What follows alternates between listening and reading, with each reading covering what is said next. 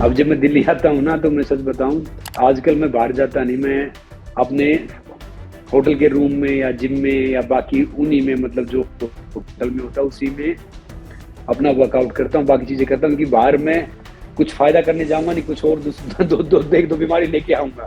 मेरी माता जी अगर ज्यादा पढ़ी लिखी होती ना, मैं ही कह रहा कि पढ़ना लिखना गलत है, पढ़ना लिखना चाहिए, बहुत अच्छी बात है। जी। ज्यादा पढ़ी लिखी होती, शहर में होती, तो मैं ठीक नहीं हो पाता कभी लाइफ में। ये देश का दुर्भाग्य लगाओ या कुछ लगाओ, आज तक मेरी जिंदगी में कभी पढ़ाई लिखाई स्कूल की कॉलेज की मेरी जिंदगी में कभी काम नहीं आई है। जी। मेरे पिताजी के पास पैसे होते तो मैं क्या करता, मैं डिस्को में जाता, गाड़ी लेके कुछ पार्टी करता, या फिर कोई और वो सब करता। मैं कहाँ रेसलर बनता, कहाँ मैं चीजें करता, कहाँ स्पोर्ट्स में आता, समझे ना जी। कईयों ने बोला कि आपको एमएमए करना चाहिए, तब तक मुझे एमएमए के बारे में कुछ पता था नहीं। तो फिर मैंने अच्छा। देखा, मैंने कहा ये तो बड़ा खतरनाक है, खाली मुंह बचा हुआ, बाकी सब कुछ टूट गया है, वो कुश्ती में ये भी तोड़वा के छोड़ेंगे। मैं ये कहता हूँ कि भाई खाने में कोई बुराई नहीं है, आपने प्रोटीन खा लिया, चलो अच्छी बात है, और प्रोटीन डाइजेस्ट तो करो। हर रोज जिम में क्या करोगे भैया, उसका फायदा क्या है? आउटडोर करो, आपको अपनी बॉडी को धूप लगने दो, अपनी बॉडी को थोड़ा हवा लगने दो, अपनी बॉडी को थोड़ा मिट्टी टच होने दो, स्वस्थ तो भी रहोगे। कि वाइफ में कोई ऐसी बात है जिसे आप बदलना चाहेंगे? भैया दिल पे हाथ रख दिया, अगर मर्दों में ताकत आ जाए तो ढेर सारी चीजें बदल दे।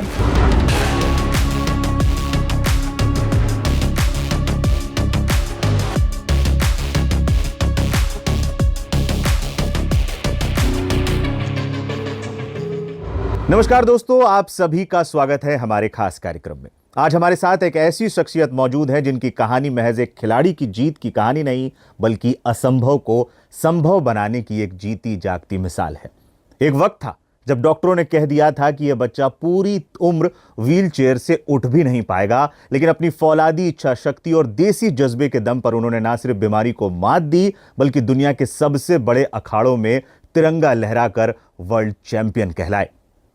वो सिर्फ एक पहलवान ही नहीं, बल्कि करोड़ों युवाओं के लिए फिटनेस आइकॉन, एक शानदार अभिनेता और एक ऐसे मोटिवेशनल स्पीकर हैं जो कहते हैं कि शरीर से नहीं, इंसान मन से बलवान होना चाहिए। जिन्होंने सादगी और अनुशासन से ग्लैमर की दुनिया में भी अपनी एक अलग पहचान बनाई है। स्वागत कीजिए the great Commonwealth heavyweight champion और हम सब के चहेते संग्राम सिंह का। बहुत बहुत स्वागत है संग्राम जी, लाइव हिंदुस्तान के इस खास कार्यक्रम में। हमें इतनी कम समय में समय देने के लिए पहले तो बहुत बहुत शुक्रिया। और दिल्ली की इस यूक्यूआई में, इस पोल्यूशन में किस तरीके से रहना हो रहा है और क्या हाल चाल है आपके? Thank you Prashant ji, thank you for inviting me. और क्या है कि मैं कल ही आया था, मैं यहाँ पे गुड़गांव में फिलहाल। और वो कहते थे ना कि भाई, पहले हम एक कहते थे कि भाई धरती खत्म हो गई, पृथ्वी खत्म हो गई, मानव जाति खत्म हो गई। वो खत्म कोई ऐसे नहीं होता, वो ऐसे ही खत्म होता है जैसे जो सिचुएशन चल रही है ना। क्योंकि आप सब AQI 400 या इससे ऊपर जी रहे हो, मतलब 100 और बढ़ा तो फिर लोग मरने स्टार्ट हो जाएंगे, अस्थमा के कारण, बाकी चीजों के कारण, इन सब के कारण। चाइना के बीजिंग शहर में AQI 500 से ऊपर पहुंच गया था, तो उन्होंने इतना स्ट्रिक्ट एक्शन लिया कि अब AQI उनका अंडर 50, तो मतलब अंडर 50 से 50 से भी कम है, बहुत कम है। तो क्या है कि ये खाली सरकार का दायित्व नहीं है, दायित्व हमारा भी कि एक घर में 10 गाड़ियां, 10 की 10 गाड़ियां लेके चलो। अब ये हर जगह देख रहे हैं, ये टावर, दूसरा टावर, ये टावर, ये फ्लाईओवर, ये चीजें। देश की प्रगति इनसे नहीं होती। देश की प्रगति देखना है कि भैया आप कितने आप स्वस्थ हो, आपका यूथ कितना स्वस्थ है, ये प्रगति होती है। अब हर जगह आप पेड़ काट रहे हो, बिल्डिंगें बना रहे हो, बाकी चीजें सब हो रही है, तो ये हम देश में आगे नहीं जा रहे हैं, हम बहुत पीछे आ रहे हैं। और ये आम इंसान से लेके सरकार, सब सब सब सब इसके लिए, मतलब सबको एक्शन लेना पड़ेगा। सर, इसमें तो एक तरीके से अब तो लग रहा है कि हम इसी से जी रहे हैं। बहुत सारे सवाल इस पर भी रहते हैं अलग अलग, क्योंकि एक तो ऐसा ये विषय हो गया है कि जिस पर ना तो समझ में आता है कि किसकी गलती निकाली जाए। जैसे आपने बिल्कुल अपने सही भी कहा कि हर किसी को इस पर जब तक पार्टिसिपेट नहीं करेंगे, ये बहुत एक स्पोर्ट्समैन के नाते जिन्हें पसंद होता है आउटडोर में रहना। और आज तो हम अभी तो एक नया एक ट्रेंड देख रहे हैं सर, कि अब तो लोग जैसे अपने बच्चों को कह रहे हैं कि घर पे रहो, बाहर अब जाना नहीं है। और कुछ महीनों से एक स्पोर्ट्समैन के नाते, और मतलब कितनी आप कह सकते हैं कोफ्त होती होगी, एक फ्रस्ट्रेशन का लेवल जब आप इस तरीके की सिचुएशन देखते हैं, क्या कुछ एक स्पोर्ट्समैन के और किन परेशानियों का सामना एक स्पोर्ट्समैन करता है खासतौर पर ऐसे माहौल में? देखिए, स्पोर्ट्स का क्या होता है कि मोस्टली स्पोर्ट्स आउटडोर होता है, ट्रेनिंग जी आउटडोर होती है, रनिंग करना, बिल्कुल। स्प्रिंट मारना, बाकी चीजें करना। अब जब मैं दिल्ली आता हूँ ना, तो मैं सच बताऊं, आजकल मैं बाहर जाता नहीं, मैं अपने होटल के रूम में या जिम में या बाकी उन्हीं में, मतलब जो होटल में होता है उसी में अपना वर्कआउट करता हूँ, बाकी चीजें करता हूँ, क्योंकि बाहर मैं कुछ फायदा करने जाऊंगा नहीं, कुछ और एक दो बीमारी लेके आऊंगा। क्योंकि जब आप रनिंग करोगे तो ज्यादा तेज सांस लोगे, आप स्प्रिंट करोगे तो बिल्कुल ज्यादा तेज सांस लोगे।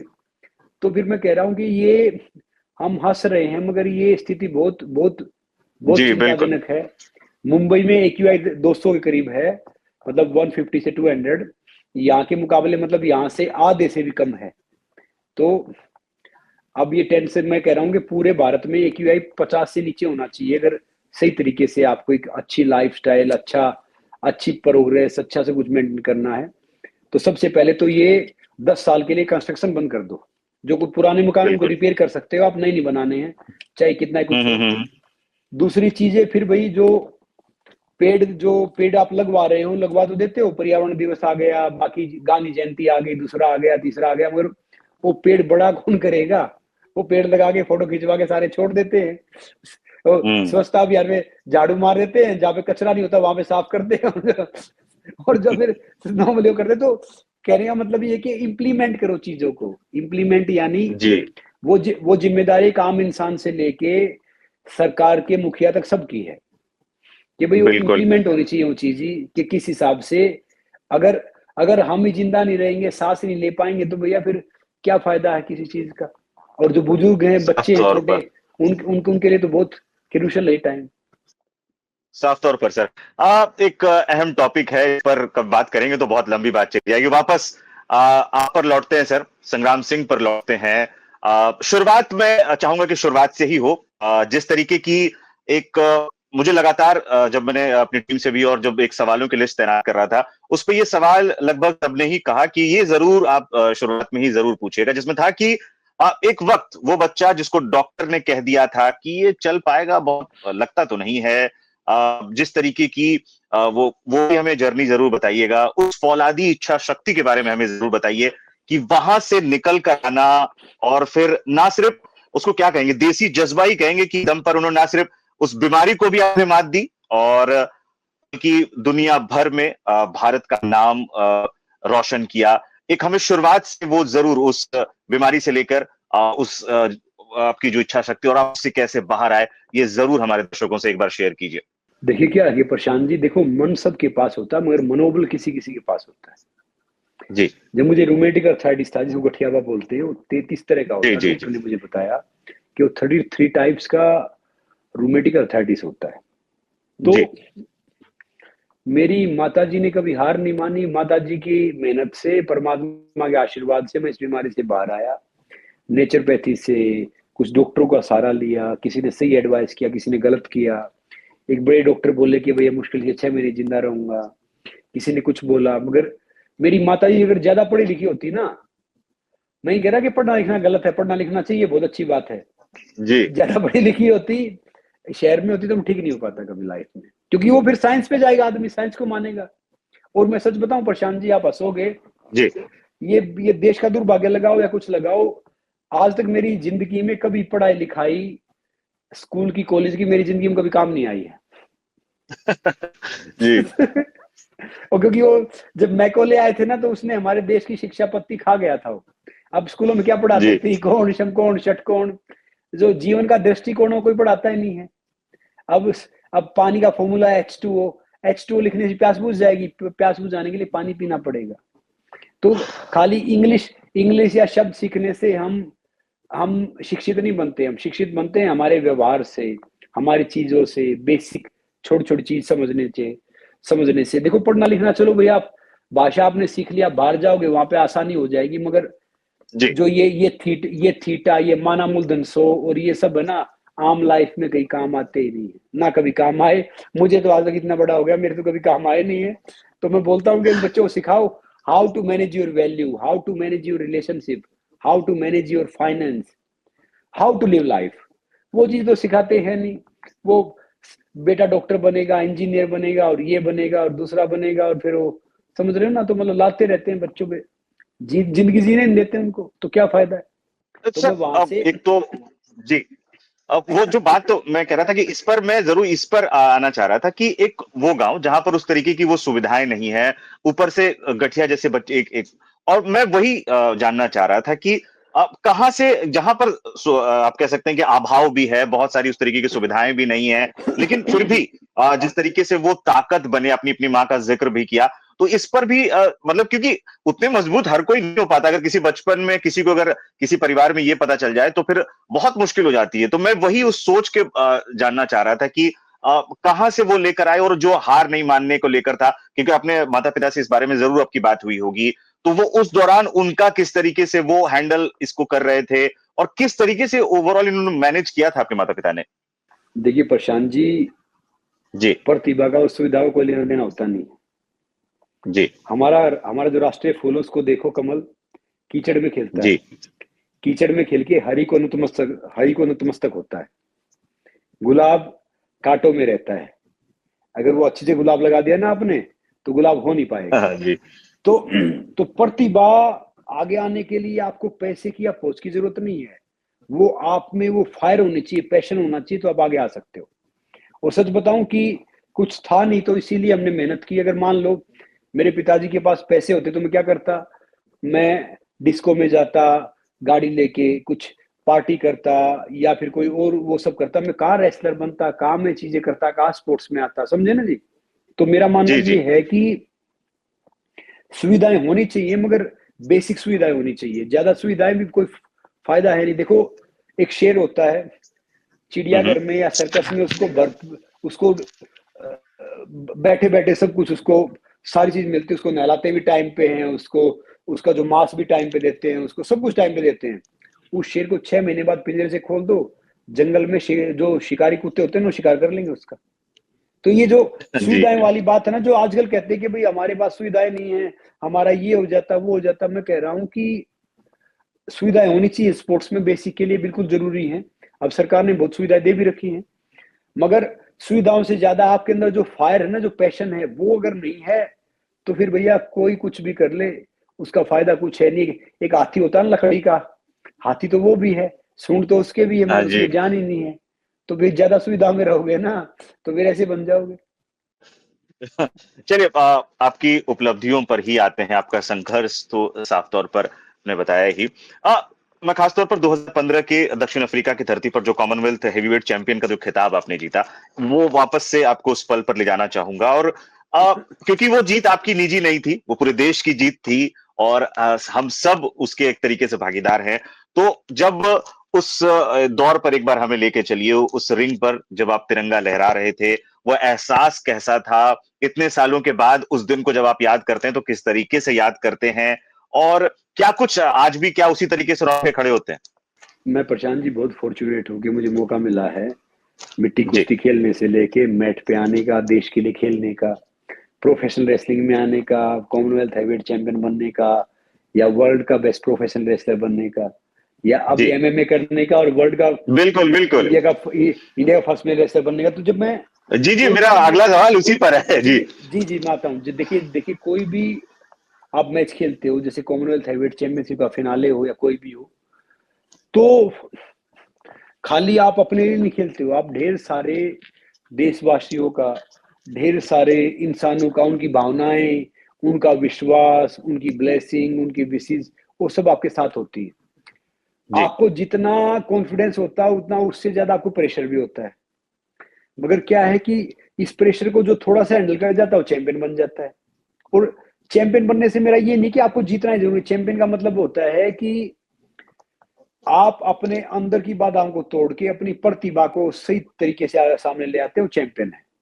और फिर लगातार कोशिश करते तो अजय बन जाता। अजय यानी जो कभी नहीं हारेगा, क्योंकि बिल्कुल। मेडल जीतने वाला, ट्रॉफी जीतने वाला किसी फील्ड में टॉप करने से चैंपियन नहीं, लगातार कोशिश करने से चैंपियन बनता है। जी तो आज मैं जब भी सोचता हूँ, जब भी चीजें करता हूँ, तो मैं उस सफर को देखता हूँ कि उसके दौरान कितनी हमने गलतियां की, कितनी अच्छा किया, कैसे खेले, कैसे नहीं किया। तो we mature we damage not age. तो जब लाइफ का आता ना, बैठ के सोचता हूँ कि यार कितने बड़े बुद्धू थे, कितने बड़े बेवकूफ थे, कितनी चीजें करते थे। तो उसमें उसमें एक वो चीज अपने आप में एक प्राउड फील होता है कि यार चलो चलो, ये परमात्मा ने मुझे चुना ये काम करने, क्योंकि सबको अलग काम के लिए भेजा है कि भाई मुझे चुना, वहां पे मुझे जाने का मौका मिला। 150 करोड़ की आबादी में देश का प्रतिनिधित्व करना बड़ी बात है, रिप्रेजेंट करना बहुत बड़ी बात है। तो मैं वो प्रेशर के साथ बहुत प्राउड भी फील करता हूँ कि भाई मुझे मौका मिला, और मुझे मौका मिला वहां जाके खेलने का, खेल के फिर जीतने का। तो परमात्मा बहुत ब्लेस्ड रहा, और नो डाउट वो सारी चीजें मेरा कुछ भी नहीं है, सब कुछ ग्रेटिट्यूड में देता हूँ अपने माता पिता को, अपने गुरु को और परमात्मा को। जो कुछ है उनका है, मेरा कुछ भी नहीं। जी बिल्कुल जी। आपने एमएमए का जिक्र किया, एक तो अब इसी पे आऊंगा। संग्राम जी, खेल की दुनिया में एक टर्म होता है, कहावत होती कि उम्र जो है एथलीट की एक तरीके सबसे बड़ी दुश्मन हो जाती है। लेकिन आप इतने सालों के बाद ना सिर्फ रिंग में वापस आए, वो कैसे कहते हैं ना, वो फुर्तीलापन, वो मतलब एक तो हिम्मत भी कि उस क्या मैं compete कर पाऊंगा इस एज में, क्या ये डाउट दिमाग में था, और ये पूरी ट्रेनिंग कैसे इसको मात देकर आप इस उम्र में आपने सोचा कि नहीं चलो वापसी करते हैं?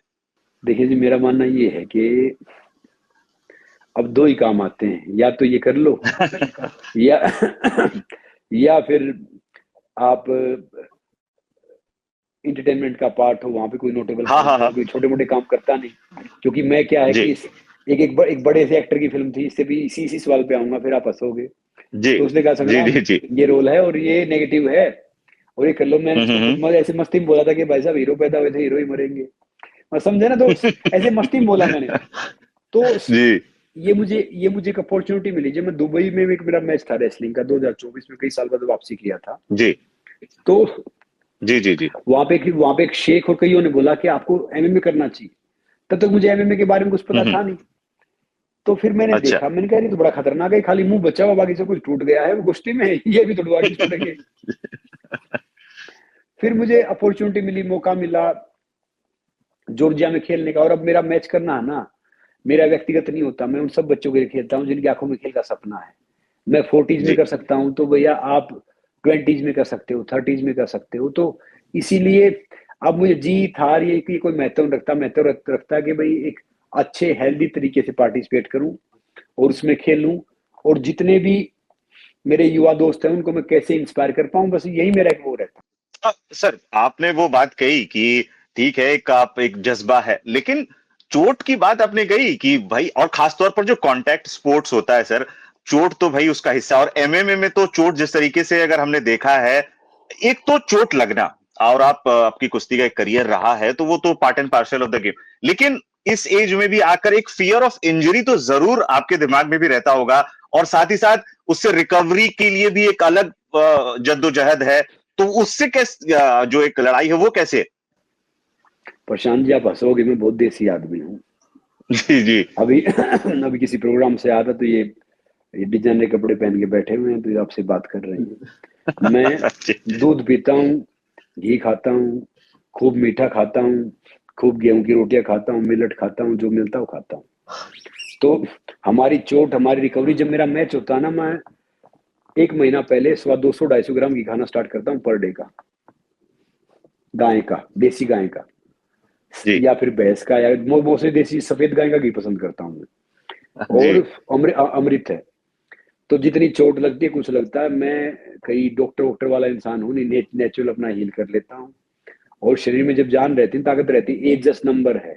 आजकल मैं ढेर सारे बूढ़े बच्चों से मिलता हूँ जो 20 साल में बूढ़े हो जाते हैं। आपके ऊपर है कि आप 100 साल में 20 साल के रहो या 20 साल में 100 साल के हो जाओ। तो फिर ये मौका मिला ये करने का। फिर मुझे पता चला कि भाई 40s के बाद एमएमए टर्न करने वाले हम पहले ही आदमी हैं इंडिया से। जी बिल्कुल। तो इसका एक, देखो जिंदगी में रिस्क और रिग्रेट होना, तो हमेशा रिस्क को चुनो। मैं हमेशा रिस्क को चुनता हूँ। और मैं खासकर हमारे युवा दोस्तों से ये कहना चाहूंगा जो छोटे बहन भाई हैं कि भैया हमेशा नाकामयाब होना तो उस काम में हो जिसको आप पसंद करते हो। ऐसे काम में क्यों होना कि जिसको आप पसंद नहीं करते या जिससे आप प्यार नहीं करते।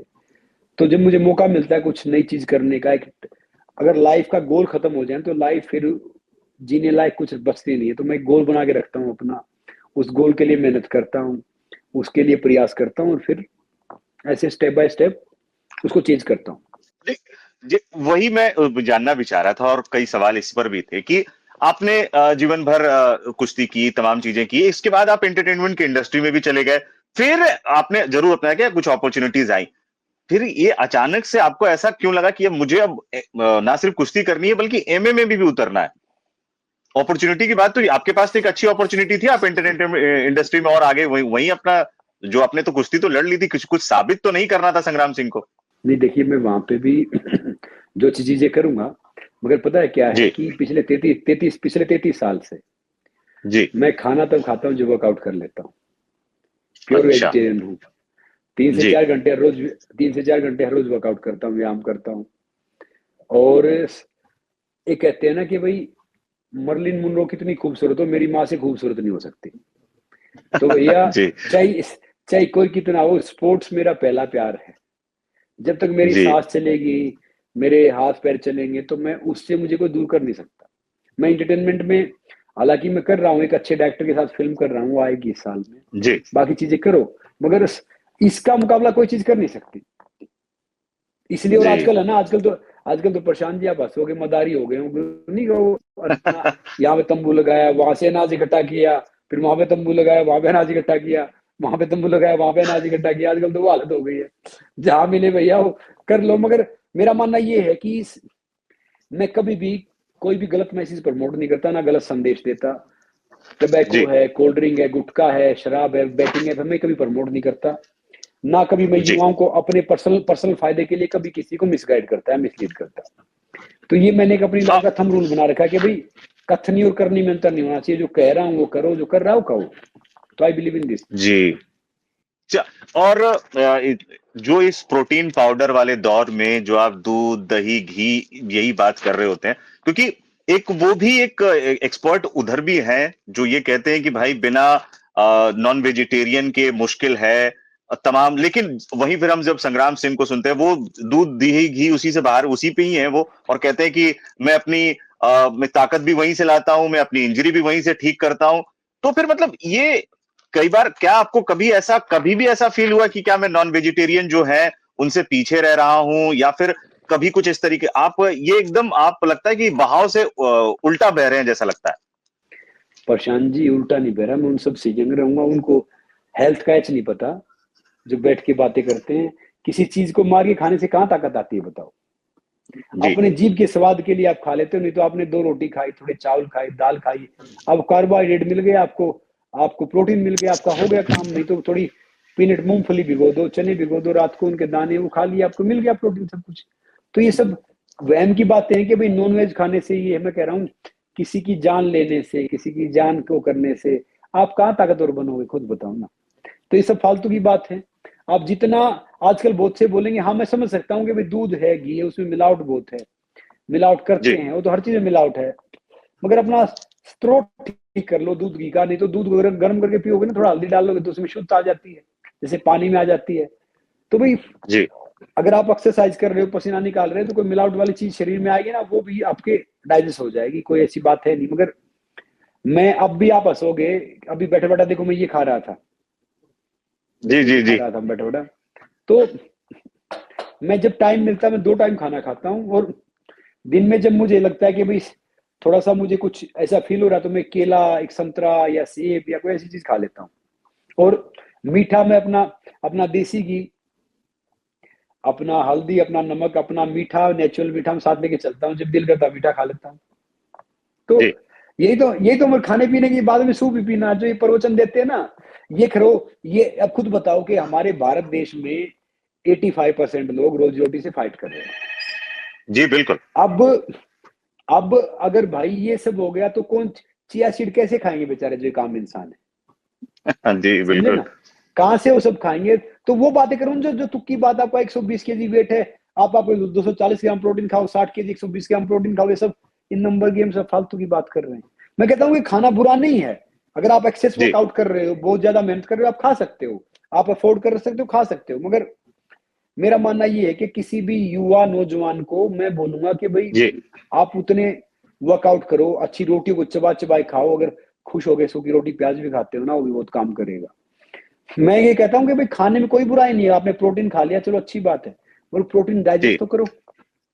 हाँ और आप अश्वगंधा खाओ, आप मोरिंगा खाओ, आप अपना च्यवनप्राश खाओ, आप जी। अमृत रसायन खाओ, मगर ये स्रोत ठीक कर लो। प्रोटीन लेना है, प्रोटीन में कहता हूँ बुराई नहीं है, मगर प्रोटीन जितना वर्कआउट तो करो, क्योंकि जो हमारे शरीर में, अब मान लो आपको मिलते हैं प्रशांत जी 1 महीने के 10 लाख रुपए, अगर मैं आपको ऊपर से 20 लाख रुपए दे दूंगा तो आप चदर टांगे सोओगे, आप काम थोड़ी करोगे। तो ऐसे जी। ही हमारा शरीर है, अगर इसमें एक्स्ट्रा कुछ डाल दिया आपने सारी चीजें, तो फिर ये काम के अंदर की जो मोटर काम करना बंद कर जाएगी।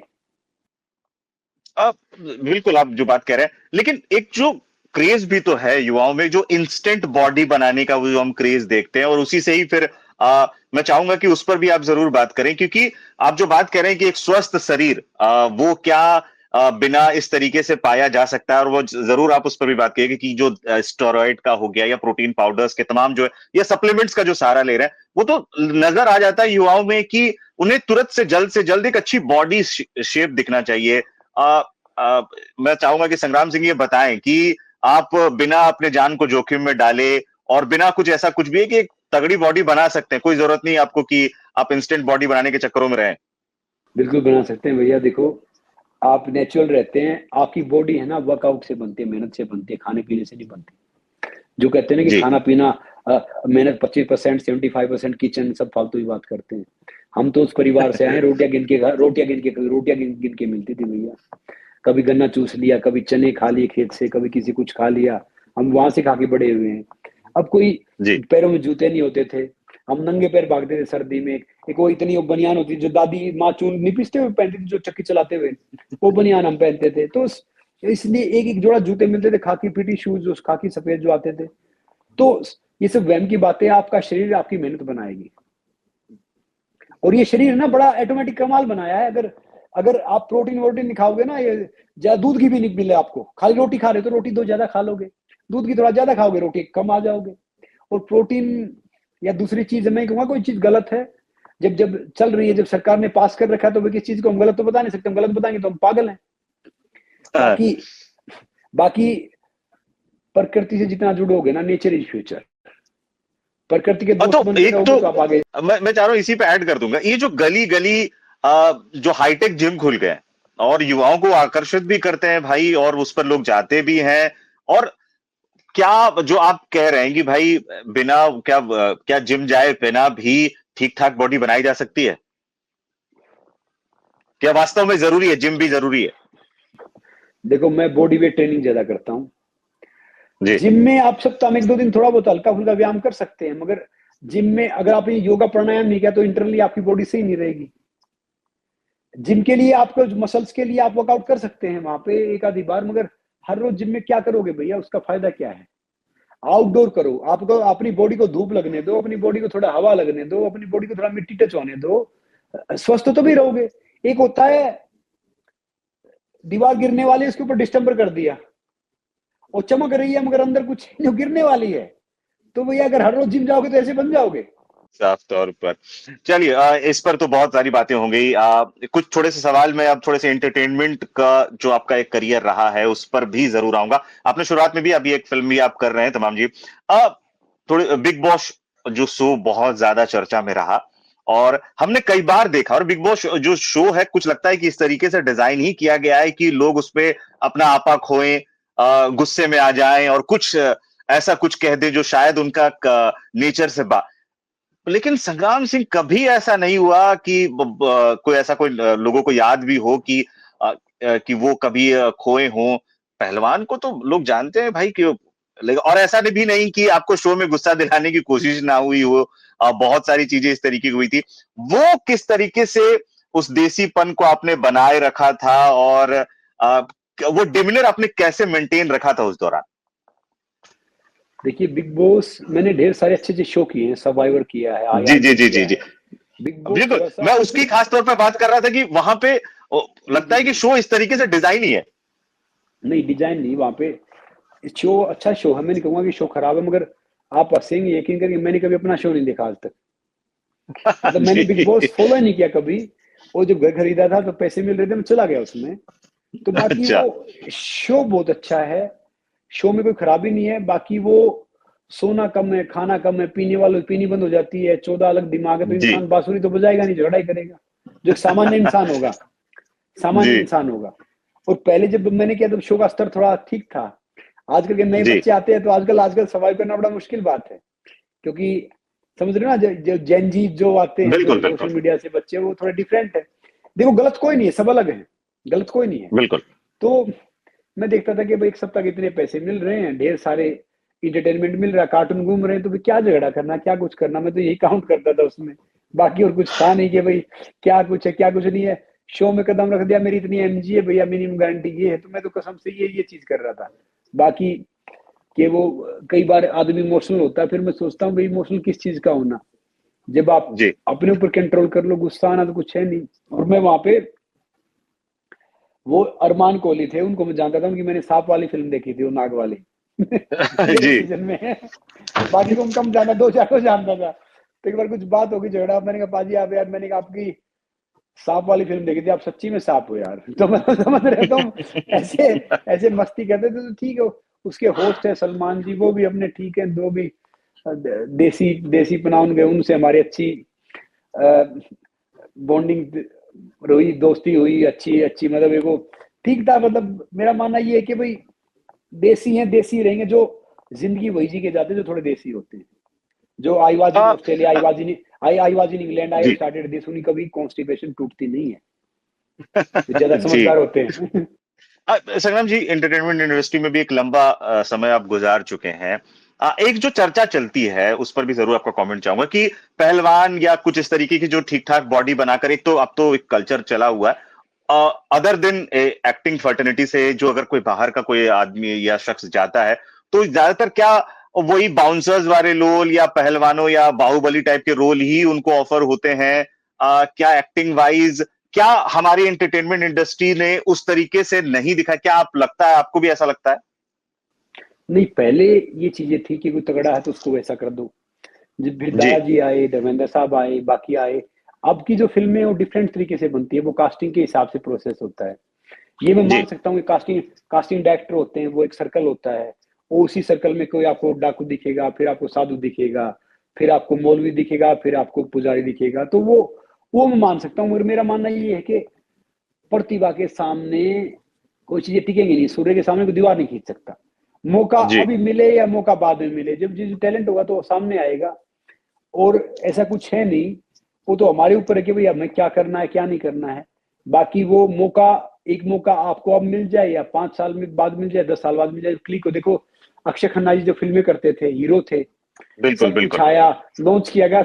अब अक्षय खन्ना जी एक साल से मतलब जो नेगेटिव में के आए हैं, वो मतलब अलग ही एक लेवल है, समझे ना जी। तो जी। अब वो जी। जी। टाइम आपका, समय बड़ा बलवान है प्रशांत जी, जी। समय की बात है। देखो जो कल तक जो जहाज चला, जिनकी खुद की जहाज चलते थे, आज उनके पास पासपोर्ट नहीं है, तो समय बलवान है जी। तो 90 लाख की गाड़ी चलाने वाला 90 रुपए घड़े में हरिद्वार जाता है। तो इसलिए जी। समय का वो करो और पेशेंस रखो। मेरा मानना ये है कि भाई हमारे जैसा आदमी अगर वहां पे आगे आएगा तो ढेर सारे घरों में चूल्हा चौका जलाने का जरिया बनेगा। मैं टीवी पे ढेर सारे बच्चा जरिया बनाऊंगा, टीवी के स्टार भी हैं, क्योंकि कई प्रोड्यूसर मेरे दोस्त हैं, उनके काम जी। का, उनके करने का, लड़के लड़कियों का, किसी ने मुझे मैसेज किया आज उनका। तो हमारे जैसा इंसान कोई आगे आएगा तो ढेर सारे घरों में चूल्हा चौका जलाना जरिया बना, क्योंकि दूसरी बहन बेटी, हमारी बहन बेटी, दूसरे का पैसा उसका पैसा, आई थिंक लाइक जी। दैट। तो हमारा एक वो साफ। अलग है, अलग एक हिसाब किताब। और हम अपने लिए बोल भी, हम खुददार आदमी, भैया हम भूखे सो जाएंगे, पानी पी के सो जाएंगे, प्याज के साथ रोटी खा लेंगे, हम किसी को बोलेंगे नहीं अपने लिए कि भाई मैं आपके लिए फोन कर दूंगा, किसी दूसरे के लिए फोन कर दूंगा। खुद के लिए ना मैं कभी बोलता, ना परिवार के लिए किसी को कुछ बोलता। ठीक है भैया, जो चीज है सही है। और किसी ने कोई पीले चावल थोड़ी दी थी, इन्विटेशन थोड़ी दिया कि भाई आप आ जाओ, हम परमात्मा ने मौका बनाया, हम खुद गए तो खुद मेहनत कर रहे हैं, मजा भी उसी का। साफ तौर पर अब एक और, फिट इंडिया के आप एम्बेसडर भी हैं, और ये कितनी बड़ी जिम्मेदारी आप मानते हैं कि जब भारत को दुनिया का एक तरीके से कहें डायबिटीज और लाइफस्टाइल की बीमारियों को एक कह सकते हैं कैपिटल बनता जा रहा है, तो एक तो आप उसको लेकर आप शुरुआत से आपने कही भी कि हमें उस जीवन शैली में लौटना होगा, हमें उस अपनी शरीर पर जिस तरीके से मेहनत करने की जरूरत है, वो तमाम चीजें आपने बात कही। क्या हमें पुरानी वापस जो हमारी जीवन शैली है उस पर लौटने की बात है, या एक सामंजस्य बनाने की बात है? क्या करने की जरूरत है? क्योंकि जो चीजें कई बार ऐसा लगता है कि हाथ से बाहर, कई बार भी हाल में जो लगातार जिस पर बहुत ज्यादा चर्चाएं हो रही हैं कि जो अचानक से जो हार्ट अटैक आ रहे हैं, जिसमें बहुत सारे लोगों की जो मौतें हुई हैं, उस पर बहुत सारी चर्चाएं अलग अलग स्तर पर चल रही हैं। कितना महत्वपूर्ण और कितनी चिंताओं के तौर पर देखते हैं आप? देखिए, फिट इंडिया आइकन बना था हम 2021 में, तब से अब तक हूँ। जी जी जी जी। अम्बेसडर तो हजारों आइकन, कुछ 12-15 इंसान हैं। तो जी जी जी जी। ये मुहिम प्राइम मिनिस्टर साहब ने बहुत अच्छे तरीके स्टार्ट की, और वो हर इंसान इसका अम्बेसडर है, आइकन है, जो वर्कआउट करता है, फिटनेस को प्रमोट करता है। I believe in this. जी बिल्कुल। और ये बहुत एक अच्छी मुहिम है कि भाई किसी देश की तरक्की देखने उसकी दो चीज देखी जाती है, उसकी सेना, उसका स्पोर्ट्स। तो बिल्कुल। अगर वो देश इन दोनों में अग्रणी है तो देश तरक्की कर रहा है, और फिलहाल हमारा देश दोनों में अग्रणी है। मतलब मतलब हम बहुत आगे आ गए हैं, स्पोर्ट्स में भी, हमारी आर्मी भी स्ट्रोंग है। मगर फिर भी और जिम्मेदारी लेनी थोड़ी ज्यादा, क्योंकि हमारी आबादी ज्यादा है। हमारे हमारे इधर क्या है कि एक कल्चर ऐसा है कि घर में 5 इंसान है, 5 गाड़ियां रखते हैं। उनको एक जगह जाना होगा तो वो शेयर नहीं करेंगे, पांचों अपनी गाड़ियां लेके आएंगे, पांचों चीजों करेंगे। तो इसमें क्या है कि हेल्थ के लिए हमारी फोन की बैटरी चार्ज रहती है, मगर हमारी हेल्थ बैटरी लो रहती है। इंटरनेट की स्पीड फास्ट हो गई है, हमारा मेटाबॉलिज्म स्लो हो गया है। तो उस पर थोड़ा सा हमें काम करना है। जैसे साफ तौर पर। कहीं जाना तो साइकिल पे जाओ, पैदल जाओ। कहीं 3 मंजिलें चढ़ना है तो 3 मंजिल जाना तो लिफ्ट से की बजाय आप सीढ़ी ले लो। तो ये छोटी छोटी चीज हम करेंगे ना, फिट इंडिया यही है। तो कि उसका फायदा पहले शुरुआत में कम हुआ, अब अराउंड मोर देन 30 करोड़ के करीब उसको उसका बेनिफिट मिल रहा है। और मैं बहुत वन ऑफ द सौभाग्यशाली हूँ कि भैया मुझे भी इस कैंपेन का, इस इनिशिएटिव का पार्ट बनने का मौका मिला। मगर जी। अगर ये सही तरीके से, जैसे प्राइम मिनिस्टर साहब स्टार्ट तो करते हैं, बाकी काफी क्या है कि वो मुहिम फॉलो भी होती है, अच्छा भी करते कई। फिर वो मुहिम अखबार का जरिया बन जाती है, न्यूज का जरिया बन जाती है कि भाई ये कैंपेन चल रही है। प्रैक्टिकली और ज्यादा चले तो और अच्छी बात है। संग्राम जी, जैसा आपने एक 40 के बाद आपने एमएमए में उतरने का फैसला किया, और आगे हम किस तरीके का आपने अपने लिए कोई टारगेट सेट किया है? अपने हम चाहेंगे कि आप दर्शकों को भी जरूर बताएं। आपने जैसे थोड़ी देर पहले जिक्र किया था कि आप एक फिल्म भी कर रहे हैं, एमएमए की फील्ड में या फिर कुश्ती के फील्ड में क्या कुछ टारगेट सेट किया है? आगे हम संग्राम सिंह को किस तरीके से देखने वाले हैं? सच बताऊं तो मुझे ना 1 मिनट का नहीं पता कि क्या होगा। जो कुछ परमात्मा करेगा वो होगा, मगर प्रयास में करता रहूंगा। मेरे हाथ में कोशिश है, प्रयास है, उसमें मैं लगा हुआ हूँ। और मुझे लगता है कि आगे जहाँ पे मुझे अलग ही देखोगे आप। जो भी करूंगा, चाहे मैं कुछ भी कोई भी चीज करूं, उसके लिए लगा हुआ हूँ। जी बिल्कुल, साफ तौर पर। चलिए, आखिर में एक रैपिड फायर राउंड खेलेंगे सर आपके साथ। मैं कुछ शब्द कहूंगा और पहली जो आपके दिमाग में आए वो आपको जवाब, ज्यादा आप समय नहीं ले सकते। अखाड़ा या कैमरा? इसमें एक शब्द बोलता हूँ। वैसे तो देखो, अखाड़ा है आजकल कैमरा तो अखाड़ा है, और अखाड़ा तो कैमरा, मतलब डिपेंड से हो गए। दूध जलेबी, प्रोटीन शेक? दूध जलेबी। संग्राम सिंह के लिए एक शब्द क्या होगा? Never give up. सबसे कीमती सलाह जो आपको आपकी जिंदगी में मिली हो? जी, हर चीज टेम्परेरी है, तो चाहे फायदा या नुकसान हो, कभी भी लाइफ में हार मत मानो। पहलवानी या एक्टिंग, सबसे ज्यादा मुश्किल क्या? पहलवानी मुश्किल काम है। आपको आपका सबसे बड़ा डर क्या है? कि जो जितना मेरा टैलेंट है, पोटेंशियल है, अगर वो प्रॉपरली बाहर नहीं आया तो उसी चीज का मुझे डर है। एक वाइफ से जुड़ा है कि आपकी वाइफ में कोई ऐसी बात है जिसे आप बदलना चाहेंगे? भैया दिल पे हाथ रख दिया। अगर मर्दों में ताकत आ जाए तो ढेर सारी चीजें बदल दे। कुछ चीजें हैं जो हमें पसंद है, बाकी नहीं पसंद है। आपको ये याद है पहली डेट पर आप कहाँ गए थे? पहली बार हम आगरा मथुरा हाईवे पे मिले थे। मैं आगरा से कुश्ती लड़के आ रहा था, वहाँ पे प्रोग्राम था, तो तब मुझे लगता है 2009-10 में हम वहां मिले थे। जी। पायल जी, कोई ऐसा डिश जो आपको बहुत पसंद है? एक उन्होंने स्टार्टअप स्टार्ट किया था, बड़ा अच्छा काम किया। वो स्टार्टअप तो इतना नहीं चला, मगर कम से कम खाना बनाना सीख गए। कोई मेड नहीं आए, कुछ नहीं आए, तो वो जो भी खाना बनाते दिल से बनाते, तो जो मैं खा लेता हूँ। चलो कई कई चीजें उनकी बहुत कमाल की होती है और कई चीजें बहुत खराब होती है, तो मैं जो खराब होती है उनकी जी। तारीफ करता हूँ, जो कमाल की होती है उनकी तारीफ कर देता हूँ। सोशल मीडिया आपके हिसाब से वरदान है या अभिशाप है? पहले लगता था कि वरदान है, दुनिया आगे जा रही, मगर अब लगता है अभिशाप है। जी। अगर आप पहलवान ना होते तो क्या होते? मेरा ड्रीम जॉब था टीचर बनने का, क्योंकि एक जी। हमारे गांव में टीचर आता था, महीने में एक दिन आता था, पीट के चला जाता था। सरकारी स्कूल में पढ़े थे, तो मेरा ड्रीम जॉब होता कि टीचर बनना है, मगर उतना पढ़ नहीं पाया। एक चीज जो आप इस दुनिया से मिटाना चाहेंगे?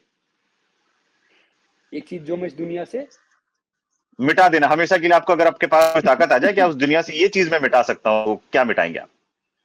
रिजर्वेशन। रिजर्वेशन। चलिए, बहुत ही इस पर एक्सप्लेनेशन नहीं लूंगा, लेकिन बहुत बहुत शुक्रिया राम जी। दिल खोल जिस तरीके से आप बात हमेशा करते हैं, उस अंदाज में बात करने के लिए और हमें समय देने के लिए बहुत बहुत शुक्रिया। थैंक यू भाई, थैंक यू सो मच। दर्शकों, आप अगर हमें YouTube पर देख रहे हैं तो हमारे चैनल को सब्सक्राइब करना ना भूलिएगा, और Facebook पर देख रहे हैं तो पेज को लाइक करना ना भूलिएगा। धन्यवाद।